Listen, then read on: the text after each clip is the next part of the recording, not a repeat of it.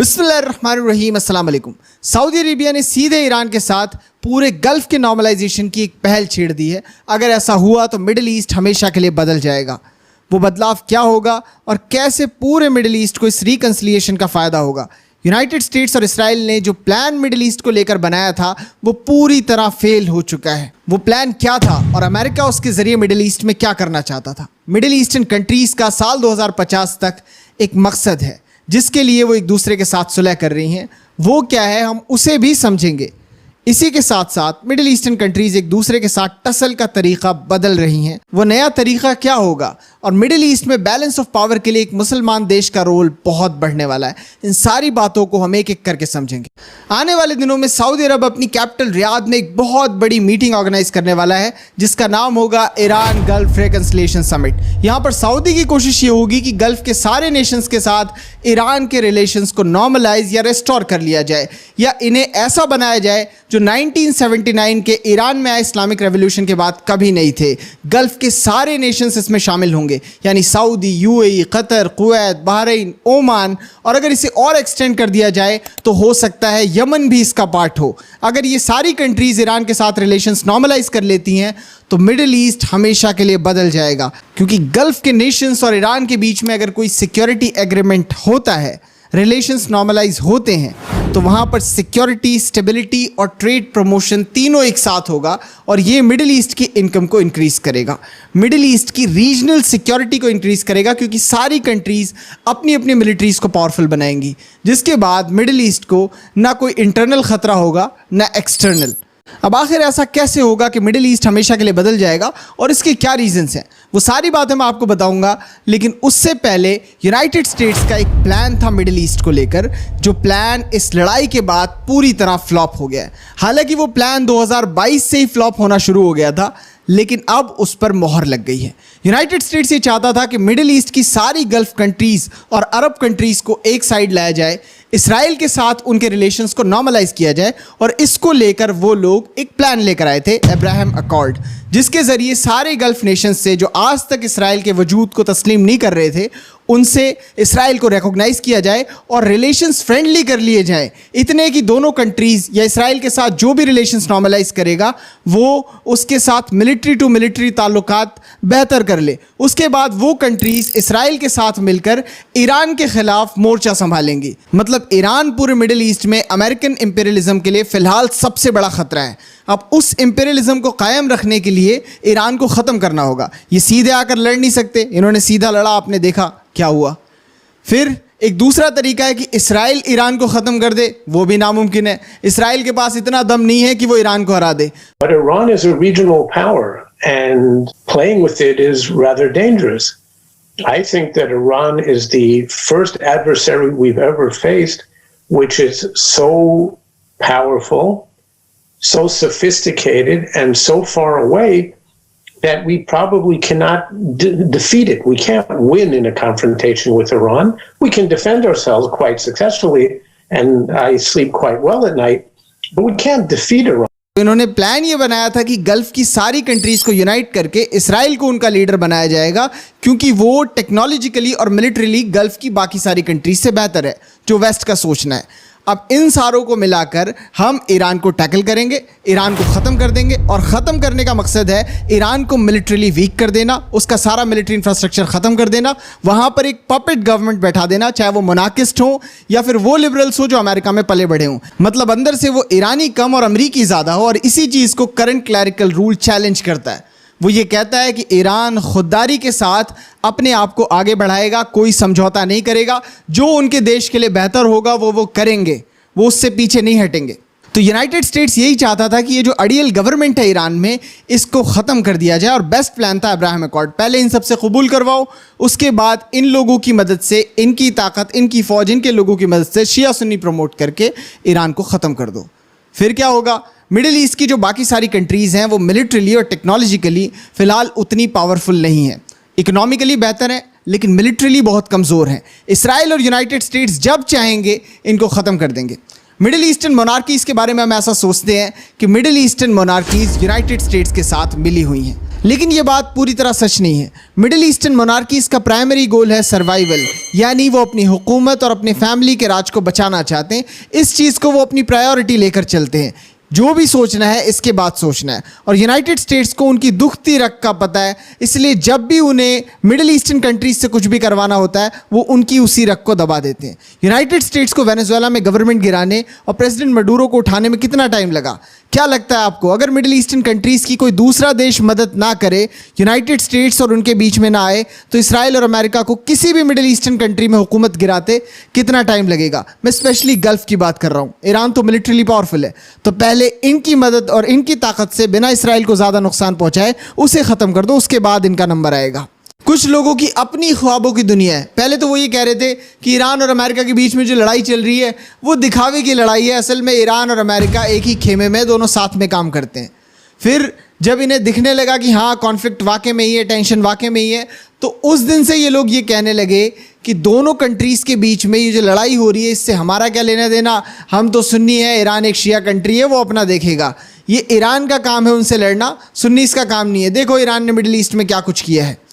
लेकिन ईरान को जब यूनाइटेड स्टेट्स देखता है, सऊदी अरब को जब यूनाइटेड स्टेट्स देखता है, तुर्की को देखता है, पाकिस्तान को देखता है, या किसी भी middle eastern, north African, central Asian Muslim countries को देखता है, तो उसके दिमाग में सिर्फ एक ही बात आती है। वो एक चश्मे से सबको पॉलिटिकल इस्लाम के पर्सपेक्टिव से देखता है कि कहीं कोई नई आइडियोलॉजी ना आ जाए जो कि वेस्टर्न इंपीरियलिज्म और ये जो वेस्टर्न डोमिनेटेड सोसाइटी है, करंट वर्ल्ड ऑर्डर है, इसको चैलेंज ना मिले उस पॉलिटिकल इस्लाम के थ्रू। उन्हें कोई मतलब नहीं है मिडिल ईस्ट के शिया सुन्नी से, अरब, तुर्क, कुर्द और फारसी से, या फिर साउथ एशिया की ज़ुबान में सिंधी, सराइकी, बलोच, पश्तून, कश्मीरी, हिंदी, मलयाली, बंगाली, इन सारी बातों से उनका कोई लेना देना नहीं। उनका बस एक गोल है कि दो चीज़ें लागू हों। पहला कि अगर कोई मुसलमान है तो फिर वो ताकतवर नहीं होना चाहिए, और दूसरा कोई भी मुसलमान है तो फिर वो सर झुकाकर इस एग्जिस्टिंग वर्ल्ड ऑर्डर को एक्सेप्ट कर ले, इसमें बदलाव की बात ना करे। अब अगर मुसलमान ताकतवर होने लगेगा तो फिर वो एग्जिस्टिंग वर्ल्ड ऑर्डर को अपने वर्ल्ड व्यू से चेंज करने की कोशिश करेगा। लेकिन ईरान से अमेरिका ने जो हाल ही में मार खाई है, इससे एक बात साफ हो गई है कि उसका जो प्रोजेक्ट था मिडिल ईस्ट के अंदर, अब्राहम एकॉर्ड, वो पूरी तरह फेल हो गया है, और ना इस तरह का एक्सपेरिमेंट आने वाले 2-3 दशक तक कामयाब हो पाएगा, क्योंकि मिडिल ईस्ट की मोस्टली कंट्रीज़ ने अब्राहम एकॉर्ड को रिजेक्ट कर दिया है। गल्फ़ की सिर्फ 2 ही कंट्रीज़ ने उसको एक्सेप्ट किया था, यूएई और बहरीन। इनमें यूएई ही एक लौता ऐसा देश है जो इसराइल के साथ रिलेशंस को लेकर सीरियस है, और आने वाले टाइम पर वो इसराइल के साथ रिलेशंस को बेहतर रखेगा। लेकिन बहरीन अपने आप को लिमिट करेगा, क्योंकि Saudi, Qatar, Kuwait, Oman, Yemen, Syria, Iraq, Iran, ये सारी की सारी कंट्रीज़ इसराइल के साथ ना तो नॉर्मलाइजेशन करेंगी और ना ही उसके साथ रिलेशंस बेहतर रखेंगी। इस वक्त टर्की और इसराइल के भी रिलेशंस काफ़ी ख़राब हो चुके हैं। मतलब यूनाइटेड स्टेट्स का जो प्लान था अब्राहम एकॉर्ड के ज़रिए गल्फ़ कंट्रीज़ को जब साथ में ले लेंगे तो बाकी सारी कंट्रीज़ भी धीरे धीरे करके इसराइल को एक्सेप्ट कर लेंगे, और हम इसराइल को मिडिल ईस्ट में न्यू नॉर्मल कर देंगे। अब वो तो नहीं हो पाया, लेकिन सारी मिडिल ईस्टर्न कंट्रीज़ ने आपस में रिलेशंस को बेहतर कर लिया है ताकि वो एक बेहतर फ्यूचर बना सके। उन्होंने एक दूसरे के साथ जो भी ताल्लुकात ख़राब थे, जो तलखियाँ थी, उनको इग्नोर करके आगे बढ़ने का डिसीज़न लिया है। इसीलिए ये समिट होगा। अब मैंने आपसे कहा कि इस तरह के किसी भी समिट के बाद मिडिल ईस्ट ऐसा नहीं रहेगा, वो हमेशा के लिए बदल जाएगा। और उसका सबसे पहला रीज़न होगा कि ईरान की मिलिट्री और इकोनॉमिक कैपेबिलिटीज़ बहुत ज़्यादा बढ़ेंगी। ईरान मिलिट्रीली अपने आप को ग्रो करेगा, ईरान इकोनॉमिकली अपने आप को ग्रो करेगा, और क्योंकि इस वक्त जो रिस्ट्रिक्शंस उसके ऊपर लगे हुए हैं वो हटने वाले हैं। यूनाइटेड स्टेट्स ने ईरान के साथ बातचीत शुरू कर दी है, आगे चल के वो सैंक्शंस को लिफ्ट करेगा और ईरान के साथ बिजनेस करेगा। जब वो बिजनेस करेगा तो यूरोपियन कंट्रीज़ को कोई डर नहीं रहेगा, वो भी बिजनेस करेंगी। मिडिल ईस्टर्न कंट्रीज़ आगे चलकर ईरान के साथ हॉस्टाइल नहीं रहेंगी, क्योंकि इस समिट के बाद सारी कंट्रीज़ आपस में कोऑपरेट करेंगी, बिजनेस करेंगी, जिससे कि सबसे ज़्यादा फ़ायदा ईरान को ही होगा, क्योंकि अभी बाकी सारी कंट्रीज़ के अलग रहने की वजह से और यूनाइटेड स्टेट्स के सैंक्शंस की वजह से ईरान की ही इकोनॉमी को सबसे ज़्यादा नुकसान होता है। ईरान के लिए आज तक सबसे बड़ा कर्ज वो सैंक्शंस और मिडिल ईस्ट में अकेला पड़ जाना था। जब इन दोनों चीज़ों का सोल्यूशन निकलेगा तो ईरान स्ट्रेटजिकली बहुत इंपॉर्टेंट जगह पर है। वो साउथ एशिया, सेंट्रल एशिया और मिडिल ईस्ट को कनेक्ट करता है। यानी अगर ये सारी मार्केट्स एक साथ ईरानियन मार्केट के साथ काम करें तो ईरान बहुत ज़्यादा इनकम जनरेट करेगा, और इस इनकम से वो अपनी मिलिट्री को और बेहतर बना पाएगा। इतनी मुसीबत और इंटरनेशनल सैंक्शंस के बावजूद भी ईरान ने अपनी मिलिट्री कैपेबिलिटीज़ को बहुत तेज़ी से बढ़ाया है। उसकी military capabilities almost self sufficient है और जंग में उसका इफ़ेक्ट दिखता है। मतलब अगर ये सारे सैंक्शंस हटेंगे तो ईरान की इकोनॉमी बहुत जल्द $1 ट्रिलियन इकोनॉमी होगी। दूसरा रीज़न है कि अभी सारे कॉन्फ्लिक्ट्स ख़त्म हो जाते हैं, जिसके लिए ये समिट और दूसरी कोशिशें की जा रही हैं, तो मिडिल ईस्टर्न कंट्रीज़ भी वो नहीं रहेंगी जो आज हैं, या जो उन्होंने अंदाज़ा लगाया कि 2050 तक वो यहाँ तक पहुँच जाएंगे, वो उससे कहीं ज़्यादा आगे बढ़ेंगे। मिडिल ईस्टर्न कंट्रीज़ में गल्फ़ ने ये अंदाज़ा लगा रखा है कि आने वाले दिनों में जब साल 2050 आएगा तो उनकी इकनॉमी $6 ट्रिलियन तक की पहुँच जाएगी।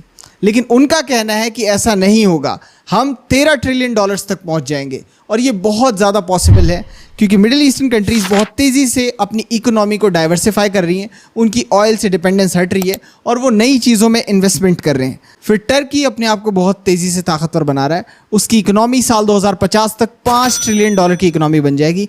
इस वक्त वो दुनिया का 11वां सबसे ज़्यादा हथियार बेचने वाला देश है। आने वाले दिनों में वो अपने आप को और भी ज़्यादा इम्प्रूव कर लेगा। 80% तक वो एक सेल्फ सफिशिएंट कंट्री है, उसे दूसरों से हथियार खरीदने की ज़रूरत नहीं है, वो मिलिट्रीली पूरी तरह आज़ाद और इंडिपेंडेंट हो चुका है। टर्किश मिलिट्री इंडस्ट्री यूरोप की सबसे बड़ी मिलिट्री इंडस्ट्री है। उनके पास गज़ब, बैरक्टर, टाइफून, एल्टे, हिसार इतने शानदार हथियार हैं। अमेरिकन्स के साथ क्वाइटली पॉसिबल है कि F-35 की डील जो फंसी हुई है वो क्लियर हो जाए। कान वो बना रहे हैं, अगर वो बनता है तो वो दुनिया के सबसे बेहतर जेट्स में से एक जेट होगा। कुल मिलाकर टर्की अपने आप को इकोनॉमिकली और मिलिट्रीली फिर से खड़ा कर चुका है और आने वाले दिनों में वो अपने आप को और भी ज़्यादा बेहतर बना लेगा अगर मिडिल ईस्ट में कोई कॉन्फ्लिक्ट नहीं होता है तो। मिस्र, अब मैं ये तो नहीं कहूँगा कि वो इकोनॉमिकली बहुत पावरफुल हो जाएगा और 2050 तक कोई बहुत बड़ी तोप बन जाएगा इकोनॉमिकली, लेकिन मिलिट्रीली वो जैसे आज ताकतवर है ऐसे 2050 में भी वो मिलिट्रीली पावरफुल रहेगा, कोई भी उसको डिक्टेट नहीं कर पाएगा। फिर सीरिया में इस वक्त स्टेबिलिटी है, सीरिया डिवाइडेड नहीं है, वहाँ पर एक गवर्नमेंट है जो डिसीजंस ले रही है और रीजनल कंट्रीज़ के साथ कॉपरेशन भी कर रही है। रीजनल कंट्रीज़ के साथ मल्टीपल प्रोजेक्ट्स चलाए जा रहे हैं। एक प्रोजेक्ट ट्रेन का है। इराक और सीरिया के बीच में जो एक पुरानी पाइपलाइन थी ऑयल की, उसे भी दोबारा से चालू कर दिया गया है और सीरिया से अमेरिका की फ़ौज भी जा चुकी है। इराक में भी ऑलमोस्ट स्टेबिलिटी है और इस साल के आखिर तक अमेरिकी फ़ौज चली जाएगी। इराक भी रीजनल कंट्रीज़ के साथ कॉपरेशन कर रहा है। उसके बाद जॉर्डन, ये जितनी भी मिलिट्रीज़ निकल के जा रही हैं ये सारी जॉर्डन में रुक रही हैं। लेकिन अगर आप इकोनॉमिक और मिलिट्री डेवलपमेंट की बात करोगे तो अगर सारी कंट्रीज़ साथ में मिलकर कॉपरेट करेंगी तो जॉर्डन भी अपने आप को इम्प्रूव करेगा। अब इन सारी कंट्रीज़ की आपसी अंडरस्टैंडिंग, बिजनेस और मिलिट्री टाइज का ये बिल्कुल मतलब नहीं है कि ये सारी कंट्रीज़ आपस में बहुत ज़्यादा मिलकर रहेंगी, एक दूसरे के ख़िलाफ़ कुछ नहीं करेंगी। कंपटीशन मिडिल ईस्ट से ख़त्म हो जाएगा, सारी आपस में कॉपरेट करने लगेंगी तो नहीं, सेक्टेरियन डिफरेंसेस रहेंगे, शिया सुन्नी एग्जिस्ट करेगा, एथनिक डिफरेंसेस रहेंगे। अरब, तुर्क और फ़ारसी की ये लड़ाई आगे भी चलेगी। हो सकता है आपको वो फ्रेम में नज़र ना आए, सोशल मीडिया और मेन स्ट्रीम मीडिया में नज़र ना आए, लेकिन ये आपस में कंपटीशन करेंगे। टर्की, सऊदी, ईरान और मिस्र, ये चारों कंट्रीज़ आपस में उसी तरह कंपटीशन करती रहेंगी जैसी आज तक करते हुए आई हैं। लेकिन ये वो खुल्लम खुल्ला लड़ाई बंद कर देंगे जिसकी वजह से मिडिल ईस्ट तबाह था, जिसकी वजह से ये लोग अपना इकोनॉमिक डेवलपमेंट नहीं कर पा रहे थे। सऊदी और यूएई चाहते हैं कि वो अपनी कंट्री में डेटा सेंटर्स बनाएं, उसके लिए स्टेबिलिटी चाहिए और स्टेबिलिटी के लिए अमन चाहिए। फिर ईरान का भी इस वक्त सबसे बड़ा गोल अपनी पॉपुलेशन को पॉवर्टी से बाहर निकालना है, जो बहुत पीछे रह गई है इन्हीं कॉन्फ्लिक्ट्स और सैंक्शंस की वजह से। टर्की और इजिप्ट का भी सेम गोल है, वो स्टेबिलिटी चाहते हैं ताकि अपनी मिलिट्री इंडस्ट्री और अपनी इकोनॉमी को बेहतर कर सकें। यहाँ इजिप्ट के अंदर एक बहुत बड़ी पॉपुलेशन को उन्हें भी पॉवर्टी लाइन से निकालना है। अब डिक्टेटरशिप इसके लिए कितनी सीरियस है वो नहीं मालूम, लेकिन उनका भी एम स्टेबिलिटी है। अच्छा, अगर आप इन चारों कंट्रीज़ को एक साथ रखेंगे तो आपको एक बहुत बड़ा डिफरेंस नज़र आएगा, वो ये कि टर्की, ईरान और इजिप्ट, ये तीनों कंट्रीज़ मिलिट्रीली बहुत पावरफुल हैं, लेकिन एक कंट्री इनके सामने कहीं भी खड़ी नहीं होती, वो है सऊदी अरेबिया। सऊदी के पास सारी चीज़ें मौजूद हैं लेकिन उसके पास पावरफुल मिलिट्री नहीं है और इसी वजह से मिडिल ईस्ट में एक कंट्री का रोल बहुत ज़्यादा बढ़ेगा आने वाले दिनों में। आप सब समझ ही गए होंगे वो देश कौन सा है। पाकिस्तान का रोल सिर्फ सऊदी ही नहीं, पूरे गल्फ में बढ़ने वाला एक सिक्योरिटी गारंटर के तौर पे पाकिस्तान अपने आप को मिडिल ईस्ट में गल्फ का प्रोटेक्टर साबित करेगा और ये एक बैलेंस क्रिएट करेगा ईरान, इजिप्ट और टर्की के बीच में, क्योंकि ये तीनों कंट्रीज अगर पूरा गल्फ यूनाइट भी हो जाए तो भी उनसे मिलिट्रली बहुत पावरफुल हैं। तो मिडिल ईस्ट का टग ऑफ वॉर बिना पाकिस्तान के पूरा नहीं हो सकता, और इस वक्त पाकिस्तान का मिडिल ईस्ट में रोल बहुत ज़्यादा है। सऊदी के साथ सिक्योरिटी एग्रीमेंट जो मे भी पूरे मिडिल ईस्ट में फैल सकता है। उसके बाद ईरान के साथ अमेरिका की बातचीत जो कि कामयाब रही है, जिसमें अगर 14 पॉइंट्स थे तो 13 पॉइंट्स तो ईरान वाले थे। ईरान और पाकिस्तान के भी रिलेशंस इस वक्त बहुत सही हैं। जब सैयद आयतुल्लाह अली खामेनी का फ्यूनरल था तो उसमें भी 100 कंट्रीज़ में जितने भी हाई लेवल डेलीगेशंस भेजे गए थे उनमें सबसे बड़ा और सबसे हाई लेवल डेलीगेशन पाकिस्तान का ही था। इन्होंने अपने सारे पावरफुल लोग ईरान भेज दिए थे। फिर इस वक्त यूनाइटेड स्टेट्स को इग्नोर करके मिडिल ईस्ट की सारी कंट्रीज़ पाकिस्तान को तवज्जो दे रही हैं, क्योंकि वो रिप्लेस करने वाला है अमेरिका को सिक्योरिटी गारंटर के तौर पे। फिर इजिप्ट के साथ मीटिंग, जॉर्डन के साथ मीटिंग, पूरा गल्फ इस वक्त पाकिस्तान को अहमियत दे रहा है, सिर्फ एक कंट्री को छोड़कर यूएई। लेकिन मैं आपसे बता दूं कि यूएई के पास बहुत ज़्यादा ऑप्शंस नहीं है। जहां गल्फ जाएगा वहां यूएई को जाना पड़ेगा, क्योंकि तभी यूएई सिक्योर रह पाएगा। मिडिल ईस्ट में अगर आप अकेले भागते हैं तो बहुत दिक्कत होगी। ना वो गल्फ कोऑपरेशन काउंसिल से कभी निकल सकता है, ना वो किसी सिक्योरिटी अरेंजमेंट से बाहर रह सकता है। उसको सब जगह मिडिल ईस्ट की कंट्रीज़ के साथ रहना पड़ेगा। इसलिए यूएई के पास ऑप्शन 2 नहीं है। जहां गल्फ जाएगा उसे भी वहां जाना पड़ेगा। मिडिल ईस्ट अगर साथ में मिलकर काम करे तो ये दुनिया के सबसे पावरफुल रीजन्स में से एक है, लेकिन इनकी आपसी लड़ाई की वजह से ये कभी भी अपने पूरे पोटेंशियल का यूज़ नहीं कर पाया था। और वो रीज़न सिंपल थे कि सारी कंट्रीज़ इंटरनल और एक्सटर्नल प्रेशर में घिरी रहती थी। External pressures United states, Europe.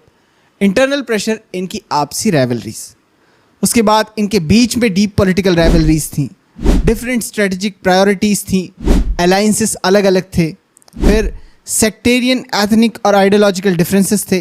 फिर ये लोग दुनिया की दूसरी इकोनॉमीज़ पर डिपेंडेंट भी थे। साथ में इन कंट्रीज़ के बीच में कभी भी बैलेंस ऑफ पावर नहीं बन पाया। लेकिन इस वक्त Saudi, UAE, Qatar, Kuwait, Bahrain, Iran, Jordan, Iraq, Syria, Egypt, Turkey, ये सारी कंट्रीज़ अपने बीच में एक बैलेंस क्रिएट कर रही हैं। सऊदी आने वाले दिनों में टर्की के कान जेट्स को ख़रीदेगा, जिसे पाकिस्तान और टर्की साथ में मिलकर बना रहे हैं। पाकिस्तान ने जिस डील को मीडिएट किया है उसमें मेजॉरिटी चीज़ें वो थी जो ईरान को फ़ायदा पहुंचा रही थी। ईरान ने पूरी पीस प्रोसेस में पाकिस्तान को अप्रिशिएट किया है।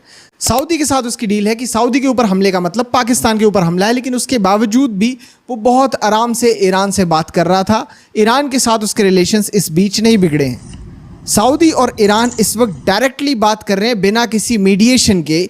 ये शो करता है कि मिडिल ईस्टर्न कंट्रीज़ अपने आप को डेवलप्ड करने के लिए काफ़ी ज़्यादा कंसर्न है और अपने इख्तलाफात को दूर कर रही हैं।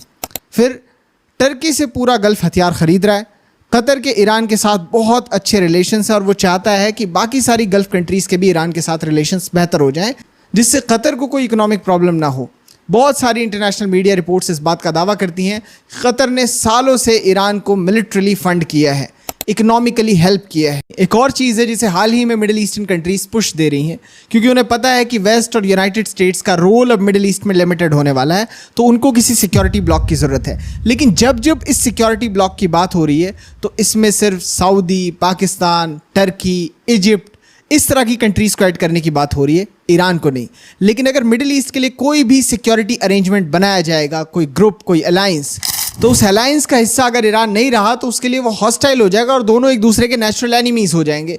दोनों साइड्स के बीच में लड़ाई होगी और आप जहां से मिडिल ईस्ट को बाहर निकाल कर लाना चाहते थे, मिडिल ईस्ट एक बार फिर से वहीं पहुंच जाएगा। तो किसी भी सिक्योरिटी अरेंजमेंट को बनाने के लिए बहुत ज़रूरी है कि उसका हिस्सा ईरान, टर्की, इजिप्ट और सऊदी अरेबिया, ये चारों कंट्रीज़ हों और बाकी सारी छोटी मोटी कंट्रीज़ भी हों, जिन्हें मिलाकर एक मजबूत ब्लॉक बनाया जाए और मिडिल ईस्ट की सिक्योरिटी को इंश्योर कर लिया जाए। बाकी कोई दूसरा ऑप्शन नहीं है मिडिल ईस्ट को सिक्योर करने का। आपको पॉलिटिकल, आइडियोलॉजिकल और सेक्टेरियन डिफरेंस से ऊपर उठकर मिडिल ईस्ट में कोई सिक्योरिटी ब्लॉक बनाना पड़ेगा जो वाकई में ही मिडिल ईस्ट की सिक्योरिटी को इंश्योर कर सके। इस वीडियो में बस इतना था। वीडियोस को शेयर करें। Thank you so much for joining us.